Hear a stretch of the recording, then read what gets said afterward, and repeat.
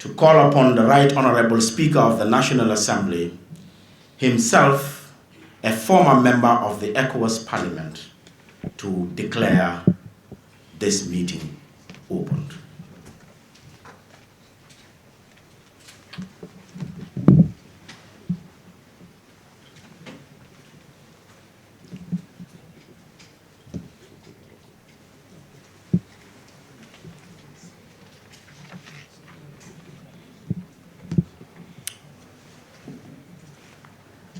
Thank you, Moderator. Honorable Minister of Foreign Affairs, International Cooperation, and Gambians abroad, Honorable Deputy Speaker of ECOWAS Parliament, who doubles as the majority leader of the Gambian Parliament and head of Gambian delegation to ECOWAS, Honorable Minority Leader, who also is part of the Gambian delegation to the ECOWAS Parliament, together with honorable members from the Gambia to the ECOWAS Parliament, honorable chairpersons of the respective committees here present, Permanent Secretary, Ministry of Trade and Regional Integration, who is representing the Honorable Minister of Trade, who is out of the country, honorable members of the ECOWAS Parliament, honorable members of the Gambian National Parliament, clerk and staff of ECOWAS Parliament, clerk and staff of the Gambian National Assembly, distinguished members of the Diplomatic and Consular Corps, invited guests, members of the press, ladies and gentlemen. It is indeed with a profound sense of humility and gratitude that I stand to join the honorable members of our community parliament in this joint committee meeting to consider the political, socio-economic, and the humanitarian impact of the withdrawal of Burkina Faso, Mali, and Niger from ECOWAS. I will therefore, first and foremost, on behalf of both sides of the National Assembly, seize this opportunity to express our heartfelt gratitude to the Right Honorable Speaker and honorable members of ECOWAS Parliament for the initiative and foresight in choosing the Gambia, Africa's smiling coast, once again, for such an important parliamentary convergence. You have indeed made a great choice, as the Gambia continues to be an illuminating example of the principles upon which ECOWAS was founded. The President of the Republic of the Gambia, His Excellency President Adama Barrow, has also asked me to convey to you his best wishes for a successful meeting and his full support to the outcomes of this convergence. Honorable members, distinguished ladies and gentlemen, the theme under which this meeting is convened is not merely a topic for discussion. It calls for a deeper introspection of the founding principles of ECOWAS, and to what extent these principles are serving the wishes and aspirations of our citizens.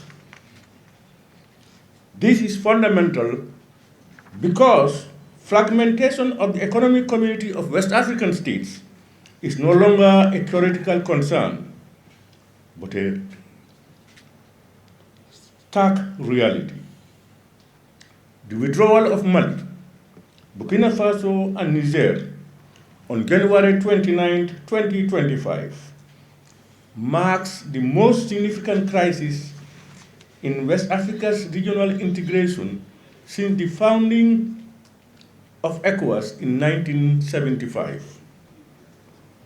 The second major rupture after Mauritania's exit in 2000 demands that we have frank and uncomfortable discussions on the best possible options to sustain the ideals of ECOWAS, anchored on the principles of democracy, good governance, respect for rule of law, economic stability of all member states, and the final integration of the African continent. It is, however, worth noting that despite the major setback the withdrawal represents, ECOWAS's measured and pragmatic approach to the withdrawal of the Sahelian states by establishing transitional arrangements to preserve crucial privileges for citizens of these countries, including recognition of ECOWAS-branded documents, trade benefits, visa-free movement rights, and support for ECOWAS officials from these nations, shows the commitment to building bridges for cooperation and is highly commendable. Honorable members, distinguished ladies and gentlemen, as you take stock and deliberate on the impact of the withdrawal of the Alliance of Sahel States, do not lose sight of the fact that departure of the Sahel States reflects complex web of security concerns, geopolitical realignments, and institutional failures. It also calls into question the desirability of ECOWAS problem-solving mechanisms, such as over-reliance on sanctions without adequate diplomatic engagement, handling of political transitions, security challenges, and communications with affected populations. Equally, it should be noted that the implications of the exit of the Sahel states have major consequences, not just for the countries and ECOWAS, but the wider African regional integration process. The withdrawal also carries significant implications for ECOWAS coastal states. The immediate impact includes the potential disruption of established trade routes and economic zones. Port cities and transit trade could experience an economic overturn, and cross-border communities and traditional trade networks may face challenges. From a security perspective, these states now face increased security vulnerabilities due to the weakened regional cooperation mechanisms. The situation could also exacerbate illegal migration and trafficking, thus creating new security challenges. Institutionally, it has also dented ECOWAS' institutional credibility and regional integration vision, which has guided West Africa for nearly half a century. It also represents a loss of its collective bargaining power. This may weaken its position within the African Union and broadly in international negotiations. Beyond weakening its position as a model for African regional integration and affecting international partnerships, ECOWAS faces reduced financial contributions and diminished influence. Besides, the split of ECOWAS poses profound implications for the African Union's broader integration agenda, challenging current realities and future assumptions. As a precedent for regional bloc fragmentation, it calls into question the AU's fundamental principle of regional integration as a pathway to continental unity. Furthermore, it presents significant risk to the African peace and security architecture, in which ECOWAS is a crucial pillar.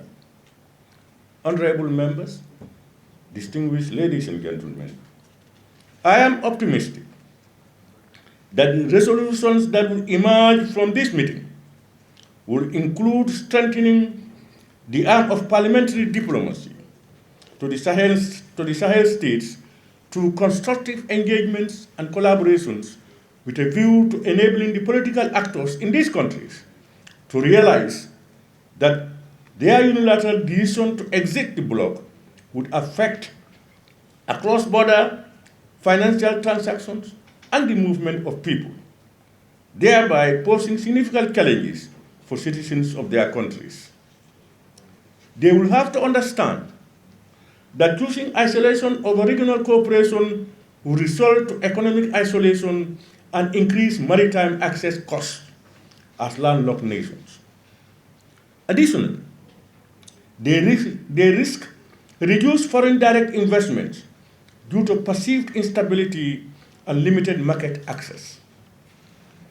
To conclude, honorable members, I wish to reiterate that the theme of this meeting is not just relevant, but very imperative for the future of our region, as it anchors on our shared vision of a united, peaceful, and prosperous community.